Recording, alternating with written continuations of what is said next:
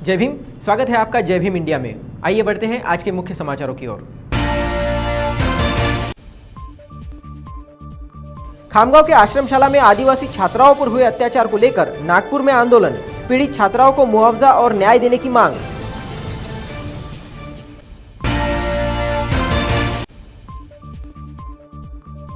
अकोला के 77 वर्षीय किसान ने की जहर पीकर आत्महत्या। कर्ज के बढ़ते बोझ के कारण उठाया कदम।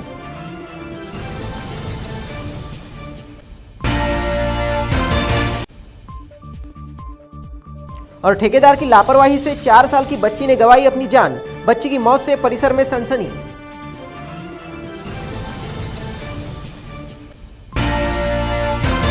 बुल्डाना जिले के खामगांव तहसील के अंतर्गत आने वाले पाल गांव की निम्बाजी कोकरे आदिवासी आश्रमशाला में आदिवासी छात्राओं पर हुए अत्याचार के विरोध में नेशनल आदिवासी पीपल्स फेडरेशन की ओर से नागपुर के संविधान चौक पर धरना प्रदर्शन किया गया। आदिवासी समुदाय आज भी गरीबी की चपेट में जी रहा है। उनकी इसी गरीबी एवं लाचारी का फायदा उठाकर कई लोगों द्वारा उन पर अन्याय एवं अत्याचार किए जा रहा है। गरीबी के कारण ये लोग अपने बच्चों को आश्रम शालाओं में पढ़ने के लिए भेजते हैं, लेकिन महाराष्ट्र के बुल्ढाना जिले के खामगांव तहसील के अंतर्गत आने वाले पाला गांव के निम्बाजी कोकरे आदिवासी आश्रम शाला में छात्राओं पर हुए अत्याचार के बाद ये लोग अपने बच्चों को स्कूल भेजने से भी कतरा रहे हैं। इस घटना पर सरकार ने कोई ठोस कदम अभी तक नहीं उठाया है, जिसके बाद महाराष्ट्र में आदिवासी समुदाय की ओर से इस घटना का निषेध कर आंदोलन किया जा रहा है। नागपुर के संविधान चौक पर नेशनल आदिवासी पीपल्स फेडरेशन की ओर से धरना प्रदर्शन किया गया। आज यहाँ पर जो धरना आंदोलन हो रहा है वो नेशनल आदिवासी पीपल फेडरेशन के बैनर तले हो रहा है। ये सब हम आदिवासियों के लड़ने वाली संस्था है और हम इसलिए धरना दे रहे हैं कि यहाँ पर महाराष्ट्र में बुल्ढाना जिले में और बुल्ढाना जिले के खामगांव तहसील में एक माड़ा नाम का गांव है। वहाँ पर एक प्राइवेट संस्था आदिवासी आश्रम स्कूल चला रही है। वहाँ पर जो बच्चा हमारे आदिवासी बच्चा रहते हैं उनके ऊपर शिक्षकों ने और संस्था चालकों ने बलात्कार किया और ये बहुत ही शर्मनाक की बात है, लज्जास्पद बात है। ये हम अभी बर्दाश्त नहीं करेंगे। ऐसे बहुत सारे प्रकरण हो रहे हैं, वो आदिवासी पर ही क्यों हो रहे ये इसकी जानकारी हम लेना चाह रहे हैं। तो इसके पर शासन ने ख्याल देकर आदिवासी पर जो बलात्कार हो रहा है उसके पर ध्यान देकर जो बलात्कारी आदमी है उनके ऊपर कठोर कार्रवाई होना चाहिए, उन्हें फांसी की शिक्षा देना चाहिए, ऐसी हमारी मांग है। और जो आदिवासी बच्चियां हैं उन्हें न्याय मिले, उनके कुटुंब वालों को न्याय मिले और एक एक परिवार से एक एक को नौकरी मिले, ऐसी हमारी मांग है। जिन बच्चियों पे ऐसा कृत्य हुआ है उन बच्चियों को 10 लाख रुपए सरकार की तरफ से दिया जाए। तीसरी मांगनी है कि वहाँ के परिवार, उनके एक परिवार को शासकीय नौकरी में सरकार ने शासकीय नौकरी देना चाहिए, ऐसी मांग है। अगर इस प्रकार कृत्य होते रहेंगे तो हमें शस्त्र उठाने की जरूरत पड़ सकती है, ऐसे महाराष्ट्र शासन को हम चेतावनी देते हैं।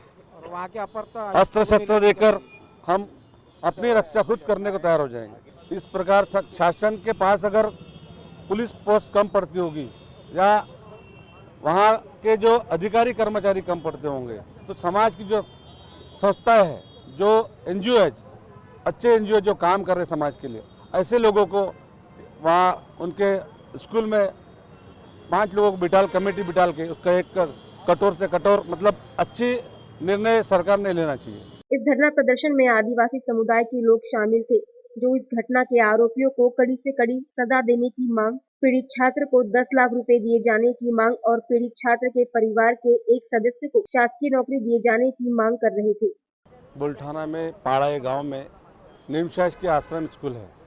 उस आश्रम स्कूल में हमारे 14 बच्चियों पे गैंग रेप हुआ है और गैंग रेप करने वाले वही के शिक्षक कर्मचारी है।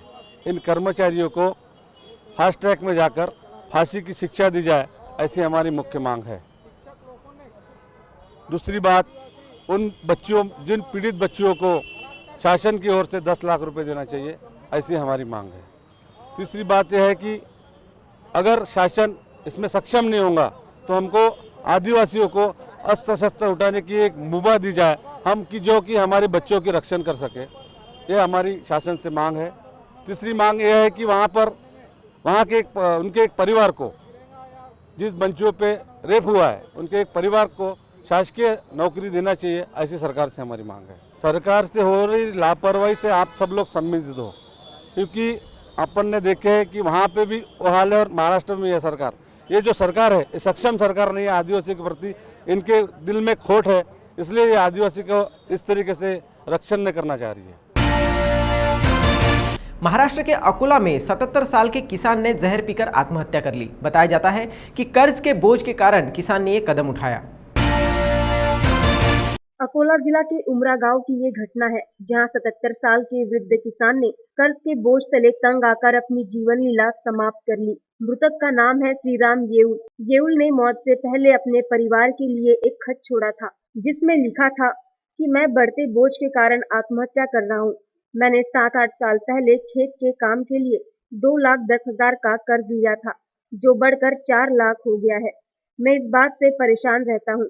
मेरी मौत के बाद जो पैसे मिलेंगे उसे मेरी पत्नी को दे देना। किसान की मौत ने उसके परिवार के सामने कई सवाल खड़े किए हैं। के बारे में उन्होंने लिख के रखा कि उनके जो 3 लड़के लड़कियां और औरत जो है उनका इसमें कोई भी हाथ नहीं है। सिर्फ वो ग्रामीण बैंक का जो 2,10,000 रुपये बोर और खेती काम के लिए उन्होंने कर्जा उठाया था, उसका अभी उन्होंने वो चिट्ठी में लिखा। वही पूरा परिवार मातम में है। वही बैंक ने बताया कि कर्ज लिया गया था, लेकिन रिकवरी के लिए किसी भी प्रकार का दबाव नहीं डाला गया। चिट्ठी लिखी थी, उसमें 2,10,000 रुपये का कर्जा है, ऐसा उसने लिखा है। लेकिन जहाँ तक कि हमारी मालूमात से हमारी इंक्वायरी की हमने, तो ऐसी कोई फॉलोअप या कोई और से एक्शन उसके बारे में, कर्ज के रिकवरी के बारे में लिया नहीं गया था। श्रीराम येउल ने 12 एकड़ में सोयाबीन लगाया था, जो पहले 3 साल कम बारिश और इस साल ज्यादा बारिश से खराब हो गया। वही 3400 प्रति क्विंटल बिकने वाला सोयाबीन 1600 क्विंटल के भाव में बिक रहा है। इस साल अगस्त तक विदर्भ में 917 किसानों ने आत्महत्या कर ली है। शहर में मंगलवार को उस समय सनसनी फैल गई जब नगर सेवक बंडू राउत के कार्यालय के सामने ठेकेदार की लापरवाही के चलते 3.5 वर्षीय बच्चे को अपनी जान से हाथ धोना पड़ा। मृतक का नाम अरमान पटेल बताया जा रहा है। उपराजधानी के महल में उस समय सनसनी फैल गई जब एक 3.5 वर्षीय बच्चे की ठेकेदार की लापरवाही के चलते घटनास्थल पर ही मौत हो गई। मृतक बच्चे का नाम अरमान पटेल बताया जा रहा है। सूत्रों से मिली जानकारी के अनुसार अरमान घर के नजदीक ही बोरवेल का कार्य शुरू था, जिसे देखने वह खड़ा था कि अचानक बोरवेल को खींचने वाली रस्सी अचानक टूट गई और बोरवेल मशीन का कुछ हिस्सा अरमान को जा लगा, जिस वजह से उसकी घटनास्थल पर ही मौत हो गई। आसपास के लोगों ने उसे तत्काल नजदीक के अस्पताल में लेकर गए, मगर तब तक बहुत देर हो चुकी थी। पुलिस ने मामला दर्ज कर आगे की जाँच कर रही है। यहाँ पे बोरवेल खींचने का काम चालू था। बोरवेल से मोटर निकाल रहे थे, ट्रैक्टर बोरवेल यहाँ से निकाल रहे थे और ट्रैक्टर को चैन बांध के मोटर खींचने का काम चालू था। तो ट्रैक्टर वहाँ पे खड़ा हुआ था तो चैन टूटी ट्रैक्टर की और उसमें जो बोरिंग का जो क्लैम था वो टूट के बच्चा वहाँ पे खड़े हुए थे, बच्चे देख रहे थे काम को क्या हो रहा है करके, तो वो बच्चे के चेस्ट पे लगा। तो वो जगह पे मतलब गिर गया, बच्चा बेहोश हो गया। उसको फिर उसके ले जाने के बाद में हॉस्पिटल ले जाने के बाद में डेथ डिक्लेयर कर दी डॉक्टरों ने। कितने साल का है, क्या नाम? 3.5 साल का बच्चा इधर पड़ोस में रहता है बाजू में। क्या नाम है? अरमान पटेल नाम है बच्चे का। अच्छा, और ये क्या लगता है आपको, ये पूरी वाकया देख के कि किसी गलती? ये ठेकेदार की लापरवाही का काम है। एक्चुअली कैसा है, बोरिंग जो मोटर खींचने का काम है उसका जो तरीका है वो ऐसा ऊपर खींचने का तरीका रहता, वो उन्होंने ऐसा आड़ा खींचे उसको चैन मार के साइड से, तो उस वजह से क्या हुआ, वो जो चैन टूटी वो रिवर्स में जाके बुलेट की रफ्तार से वो बच्चे के चेस्ट में लगी। तो फिर क्या बच्चा जगह पे तो सर डाल लिया था उसने, लेकिन डॉक्टरों ने डिक्लेयर कर दिए उसको। अभी आपको क्या लगता है, क्या कार्रवाई होनी चाहिए? कार्रवाई क्या होनी चाहिए, अभी जो भी कार्रवाई होगी वो तो होनी चाहिए। ठेकेदार के ऊपर में कार्रवाई होनी चाहिए, जो भी लीगल कार्रवाई होनी चाहिए वो ठेकेदार पे तो होनी चाहिए, क्योंकि उसी के लापरवाही की वजह से बच्चे की जान गई। जो तरीका उसने इस्तेमाल किया मोटर खींचने के लिए वो तरीका ही गलत था। मध्य प्रदेश के बुरहानपुर में मराठा समाज ने क्रांति मुख मोर्चा निकाला। राष्ट्रमाता जिजाऊ के प्रतिमा स्थल शिकारपुरा से मोर्चा निकाला गया, जिसमें महाराष्ट्र सहित कई जगहों से मराठा समाज के लोग पहुंचे थे। मराठा समाज ने अपनी मांगों को लेकर पूरे महाराष्ट्र में मूक मोर्चा निकाला। महाराष्ट्र के बाद मध्य प्रदेश के बुरहानपुर में भी मराठा समाज का मोर्चा देखा गया, जिसकी शुरुआत जीजामाता प्रतिमा स्थल शिकारपुर से हुई, जहां हजारों की संख्या में महिला, बच्चे और युवा मराठा समाज के कार्यकर्ता महाराष्ट्र सहित अलग अलग स्थानों से पहुंचे। कोपरडी मामले में नाबालिग पर हुए अत्याचार और उसके दोषियों को कड़ी सजा देने की मांग की गई। साथ ही 19 फरवरी को शिवाजी जयंती पर सार्वजनिक अवकाश की मांग की गई, जहां मराठा समाज ने भगवा ध्वज लहराते हुए अपनी मांगे रखी और मोर्चे में शामिल बच्चों ने मोर्चे के उद्देश्य को बताया। मोर्चाला तुम्ही गांभीर्य दिलं असतं आणि त्या नराधमांना भर चौकात ऐकून घ्या, भर चौकात जर फाशीची शिक्षा दिली असती तर कोपर्डी नंतर पाथर्डी आणि पाथर्डी नंतर बुलढाणा जिल्ह्यातील खामगाव येथे घडलेली घटना आणि त्याच घटनेची पुनरावृत्ती झाली नसती। अजून किती माया बहिणींच्या इज्जतीचा बळी अपेक्षित आहे सरकारला? मला एक समजत नाही, अशा नराधमांना पोचतात यांना काय मजा वाटते? द्या ना त्यांना फाशी, बनवा नवीन कायदा। म्हणजे इथून पुढे असा विचार इथे आला तो इथेच खुंटला पाहिजे आणि जर इथं असा गुन्हा परत घडला तर त्याला फाशी आणि फाशीची शिक्षा झाली पाहिजे। आज कोपर्डीच्या घटनेखाली तुम्ही मराठा आरक्षणासाठी मोर्चे काढताय असा सूर अनेक ठिकाणी कान येतोय। मला त्यांना एवढंच सांगावंसं वाटतं की मराठा आरक्षण हे मराठा समाजाचं पहिलं टार्गेट आहे आणि त्यासाठी आम्हाला कशाच्याही आडून येण्याची गरज कदापिही पडलेली नाही। नागपुर महानगर पालिका में फरवरी 2017 में आम चुनाव होने जा रहे हैं। चुनाव के लिए निर्धारित प्रभाग रचना के लिए निकाले गए आरक्षण को लेकर सभी पक्षों की ओर से 52 आपत्तियां दर्ज कराई गई, जिस पर जिलाधिकारी कार्यालय स्थित बचत भवन में आज सुनवाई हुई। नागपुर महानगर पालिका के चुनाव फरवरी 2017 में होने जा रहे हैं। नागपुर शहर में आने वाले कई प्रभागों की सीमा को लेकर और आरक्षण को लेकर सभी पक्ष ने 52 आपत्तियां दर्ज कराई है। इन आपत्तियों को लेकर आज नागपुर के जिलाधिकारी कार्यालय में स्थित बचत भवन में सुनवाई हुई। कई प्रभागों के बोर्ड दूसरे प्रभागों में जा रही है और ये सीमा के बाहर जा रही है, ऐसा चुनाव आयोग ने माना है। गूगल में दिखाए जा रहे प्रभाग ऐसे ही होने चाहिए, ये सभी मांगे जायज है, ऐसा चुनाव आयोग की ओर से आए प्रधान सचिव नवीन कुमार ने माना है और इस मुद्दे को हम आयोग से बोलकर मान्य करेंगे। ऐसी जानकारी कांग्रेस कमेटी महाराष्ट्र प्रदेश के सचिव तानाजी वनव ने दी। अभी हम लोगों ने जो ऑब्जेक्शन लिया उसमें नेचुरल बाउंड्री क्रॉस हो रही है, ये चुनाव आयोग ने एक्सेप्ट किया कि इसमें नेचुरल बाउंड्री हो रही और ये इलाका काफ़ी दूर दूसरे इलाकों को जोड़ा है।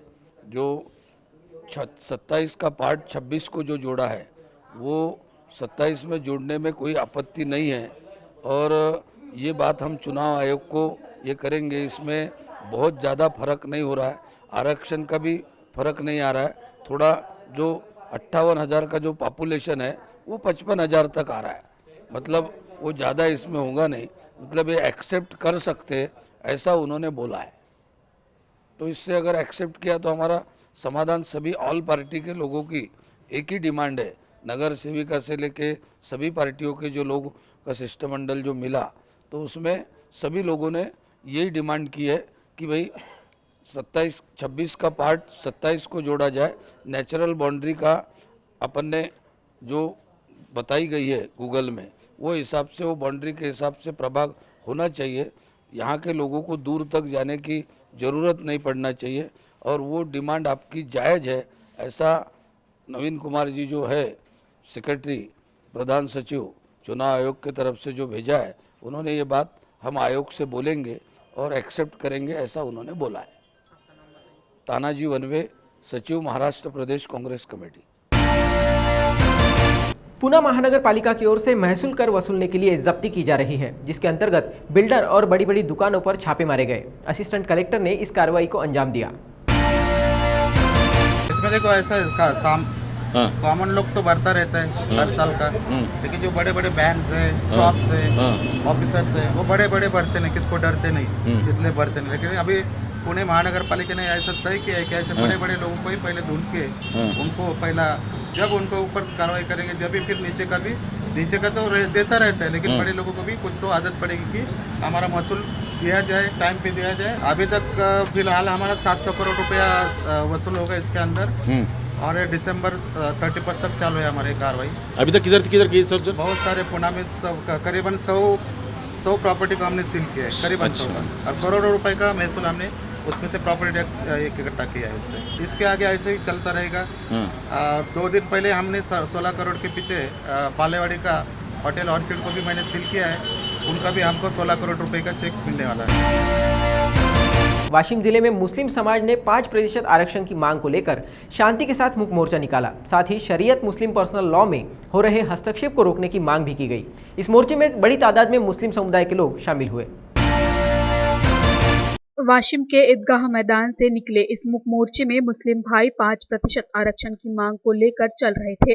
आजादी के बाद से अब तक मुस्लिम समाज के प्रगति में कई अड़चनें आई। आरक्षण न होने के कारण काबिलियत रहते हुए भी ये समाज ऊपर नहीं उठ पाया, लेकिन अब मुख्य मोर्चे के माध्यम से मुस्लिम समाज ने अपनी मांगे रखी है, जिसमें आरक्षण के साथ शरीयत मुस्लिम पर्सनल लॉ में हस्तक्षेप को रोकने और यूनिफॉर्म सिविल कोड का निषेध भी किया गया और तहसीलदार को निवेदन दिया गया। या मालेगाव तालुक्याच्या वतीने आरक्षणाच्या मुद्दा आणि शर्यतच्या मुद्द्यावर मूक मोर्चाचं आयोजन केलेलं आहे। या मालेगाव तालुक्यात आयोजन समिती, कोर कमिटी, नियोजन समिती या पद्धतीने या मोर्चाचं आयोजन केलेलं आहे। या मागण्याची प्रमुख मागणी म्हणजे आरक्षण, जे मागील सरकारने, आघाडी सरकारने आमच्या मुस्लिम समाजाला, मराठा समाजाला जे 16% आरक्षण दिलं होतं, त्यासोबतच आमच्या समाजालाही 5%, मुस्लिम समाजाला 5% आरक्षण दिलं होतं। पण दुर्दैव असं की ह्या सरकारने ते आमचं आरक्षण रद्द केलं। ते आम्हाला 5% नोकरीत, शिक्षणात आम्हाला ते आरक्षण हवं आहे। त्यासाठी आम्ही त्याच्या मागणीसाठी हा मूक मोर्चा काढत आहोत। हा मूक मोर्चा अत्यंत शांततेच्या मार्गाने जाणार आहेत। या मूक मोर्चात जवळपास 250 स्वयंसेवक आहेत, काही कोर कमिटीचे, नियोजन समितीचे सदस्य आहेत, जे संपूर्ण मोर्चाची, मूक मोर्चाची, शांततेने निघणाऱ्या मोर्चाची यांनी जबाबदारी घेतलेली आहे। आणि शासनापर्यंत आमच्या ह्या मागण्या पोहोचवण्यासाठी माननीय तहसीलदार साहेब यांच्या मार्फत आम्ही हा निवेदन शासनापर्यंत पोहोचवणार आहे। 5% आरक्षण या मुस्लिम समाजाला मिळालेच पाहिजे, ह्या भूमिकेवर हा मुस्लिम समाज ठाम आहे। हा तालुक्याचा मोर्चा जरी असला, भविष्यात उद्या जिल्ह्याचा, राज्याचा जरी मोर्चा निघाला तर तेवढ्याच ताकदीने आमचा मुस्लिम समाज या मागण्यासाठी ह्या मागण्या लावून धरण्यासाठी अशाच पद्धतीने जाणार आहे। ह्या मोर्चाचं मुख्य आयोजनच म्हणजे आरक्षण, आम्हाला दिलेलं आरक्षण जे रद्द झालं, ते आरक्षण आम्हाला पूर्ववत देण्यात यावं आणि आमच्या शर्यतमध्ये जे हे इंटरफेअर आहे, कोर्टाचं म्हणा किंवा त्या सरकारचं आहे, हे आमचा शर्यतचा जो हे आहे, कुराणच्या मार्गदर्शनात चालणारा आमचा धर्म आहे। या भारतातच काय पूर्ण जगात आमचा हा कुराणच्या मार्गदर्शनात चालणारा आमचा धर्म आहे। त्यामध्ये आम्ही कोणताही बदल आम्ही सहन करणार नाही। ते आता आम्ही याच्यात जे दखलंदाजी जी सुरू आहे त्याचा आम्ही निषेध नोंदवण्यासाठी याच्या बाबतीत आम्ही ह्या मूक मोर्चामध्ये सामील झालेलं। शांततेनं आमचा हा मूक मोर्चा जाणार आहे, हे या मोर्चाची विशेषता आहे। कोणालाही या मोर्चाचा त्रास होणार नाही किंवा आमच्या मोर्चालाही इतर समाजाचंही सहकार्य दिसतंय। भरपूर पोलीस प्रशासनाचे सहकार्य आहे, विशेष म्हणजे मीडियाचंही, पत्रकारांनी सुद्धा प्रिंट मीडियापासून तर इलेक्ट्रॉनिक मीडियापर्यंत या मोर्चाच्या आयोजनाच्या संदर्भात वेळोवेळी प्रसिद्धी दिली आहे। इस मुख्य मोर्चे में बच्चे, बूढ़े और युवा सभी उम्र के लोगों ने अपनी मौजूदगी दर्शाई। मुस्लिम समाज को प्रगति के प्रवाह में लाने के लिए ये मांगे रखी गई। वे सर्व मुस्लिम बांधवांनी संपूर्ण तालुक्याचे मुस्लिम एकत्र होऊन शासनाने हा कॉमन सिव्हिल कोडच्या नावाखाली आमच्या शर्यतीमध्ये जे हस्तक्षेप करण्याचा प्रयत्न केलेला आहे त्याच्या आम्ही विरोधात आहोत। आम्हाला आमच्या लग्न आणि तलाक आणि आमच्या प्रॉपर्टीचे हिस्से हे सगळे शर्यतने अगदी व्यवस्थितपणे आम्हाला वाटून दिलेले असल्यामुळे आम्ही कोणत्याही प्रकारचा त्यामध्ये होणारा बदल मान्य करणार नाही आणि त्याचा निषेध करण्याकरता आणि ते न होऊ देण्याकरता सर्व मुस्लिम बंधू एकत्र जमलेले आहोत आणि आम्ही वाटल्यास ह्यानंतर अशाच प्रकारच्या तीव्र आंदोलनाला देखील सामोरं जाण्याची तयारी ठेवत आहोत। नासिक शहर में 19 नवंबर को Buddhist, SC, ST, NT, OBC, मुस्लिम और क्रिश्चियन समाज द्वारा संयुक्त रूप से महामोर्चा का आयोजन किया जाएगा, जिसके संदर्भ में शहर के गंगापुर गांव में बैठक ली गई, जहां लोगों को मार्गदर्शन दिया गया। SC, ST, OBC, मुस्लिम, बौद्ध, क्रिश्चियन यानी हम कह सकते हैं कि पूरा बहुजन समाज अपनी मांगों को लेकर जाग उठा है और पूरे महाराष्ट्र में मोर्चे निकाले जा रहे हैं। 19 नवंबर को नासिक शहर में मोर्चा निकाला जाएगा, जिसकी जानकारी देने के लिए शहर गंगापुर, गोवर्धन, राजीव नगर में बैठक का आयोजन किया गया, जहां लोगों को मोर्चे की जानकारी देते हुए मार्गदर्शन किया। गोवर्धन गावामध्ये राजीव गांधी नगरमध्ये ती मीटिंग 19 तारखेला जो मोर्चा निघणार आहे त्या संदर्भात ही मीटिंग या ठिकाणी लावलेली आहे। मीटिंगच्या माध्यम म्हणून आज मोहन भाऊ असतील, सिद्धार्थ भाऊ असतील, निलेश भाऊ असतील, बाकी त्यांचे सर्व सहकारी या ठिकाणी आलात आणि राजीव गांधी नगर या गोवर्धन गावामध्ये जो संदेश तुम्ही दिला की 19 तारखेला जो मोर्चा निघणार आहे त्या मोर्चाला या ठिकाणी जास्तीत जास्त, जसं मी सांगितलं मागाशी की जास्तीत जास्त महिला, जास्तीत जास्त पुरुष, जास्तीत जास्त तरुण वर्ग या ठिकाणी मी जरूर आणण्याचा प्रयत्न करेल।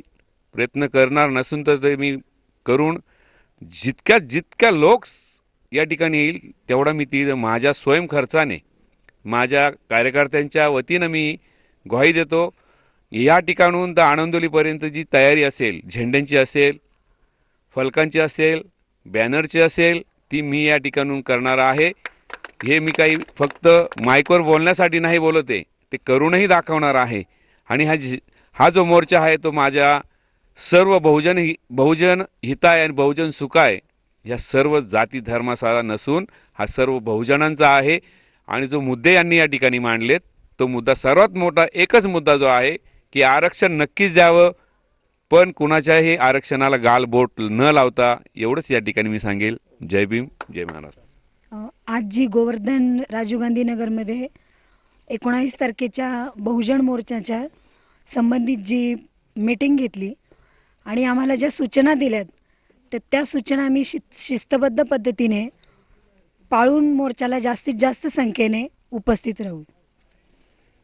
त्यानंतर महिला, मुलं असतील, प्रौढ असतील आणि तो संदेश आम्ही जे आमच्या जवळपासचे जे गावं असतील त्यातही नक्कीच पोहोचवू आणि त्यांनाही आमच्या सोबत मोर्चामध्ये शामिल करू।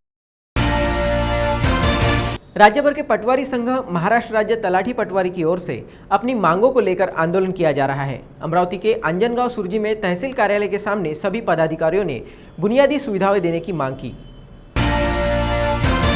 राज्य सरकार ने बदलते समय के साथ अपने काम करने का तरीका भी बदल दिया है। सभी कामकाज ऑनलाइन कर दिए हैं, लेकिन उसके लिए आवश्यक लैपटॉप, प्रिंटर और इंटरनेट जैसी सुविधा शासन की ओर से नहीं दी जा रही, जिससे कि काम प्रभावित हो रहा है। किसानों को ऑनलाइन मिलने वाला 7/12 समय पर नहीं मिल रहा। ऐसे आवश्यक वस्तुओं की मांग और net connectivity, server speed, online 7/12 में सुधारना, ऐसी कई मांगों को लेकर पटवारी संघ ने अमरावती के आंजनगांव सुरजी में आंदोलन किया। बैठने के लिए जगह नहीं है, वो कंप्यूटर रखने के लिए जगह नहीं है। इसमें हमारी मांग है कि ये वर्क स्टेशन भी गलत है। वहाँ जो सुविधा है, ये सुविधा पूरी गवर्नमेंट ने हमको देनी चाहिए, तभी काश्तकारों का जो काम है वो सही ढंग से चल सके। उसके बाद में हमारा ये मांग है कि लैपटॉप और प्रिंटर जो है, ये लैपटॉप और प्रिंटर गवर्नमेंट नहीं दे रही।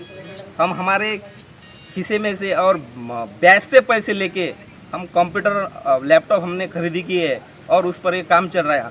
और आज ये जो लैपटॉप है, इसकी जो वैलिडिटी है वो वैलिडिटी अभी ख़त्म हो गई है, इसलिए हमारे लैपटॉप नहीं चल सकते। इसलिए हमारी मांग है कि गवर्नमेंट ने हमको लैपटॉप, उसके बाद में प्रिंटर, ये सब चीज़ें उपलब्ध करवा देनी चाहिए। मुंबई के उल्लासनगर स्थित डॉक्टर आंबेडकर चौक में ज्येष्ठ समाज सेविका रमाताई भालेराव और उनके सहकारियों ने रिपब्लिकन पार्टी को एक करने की मांग को लेकर एक दिवसीय अनशन किया। साथ ही महिला सशक्तिकरण की भी मांग की। डॉक्टर बाबा साहब आम्बेडकर ने रिपब्लिकन पार्टी का निर्माण सामाजिक कार्यों को देखते हुए किया था, लेकिन रिपब्लिकन पार्टी के एक साथ न आने से कई सामाजिक काम प्रभावित होते हैं। बाबा साहब का सपना टूट रहा है। ऐसे में मुंबई के उल्लासनगर में समाज सेविका रमाताई भालेराव और उनके सहयोगियों ने एक दिवसीय अनशन किया, जहां रिपब्लिकन पक्ष को एक साथ लाने की मांग की गई। साथ ही महिला सशक्तीकरण का सवाल भी उठाया गया। आम्ही महिला ज्या उपोषणाला बसलेल्या आहोत ते आम्हाला रिपब्लिकन ऐक्य हवं आहे। दुसरी गोष्ट, महिला सक्षमीकरण होणं गरजेचं आहे आणि महिलांवर होणाऱ्या अन्यायाविरोधाचा आम्ही निषेध करतो आणि त्याच संदर्भात आम्ही उपोषणाला बसलेलो आहोत। दुसरी गोष्ट, अॅट्रॉसिटी कायदा मजबूत झाला पाहिजे। संपूर्ण जनतेने ऐक्य घडवून आणलं पाहिजे, याच्यासाठी आम्ही उपोषणाला बसलेलो आहोत। रमाताई भालेराव के साथ उनके सहयोगियों ने भी भाग लिया और सामाजिक जनजागृति करते हुए रिपब्लिकन पक्ष को एक साथ लाने की अपील की। जय भीम इंडिया में आज के लिए बस इतना ही। कल फिर आपसे मुलाकात होगी, तब तक जय भीम।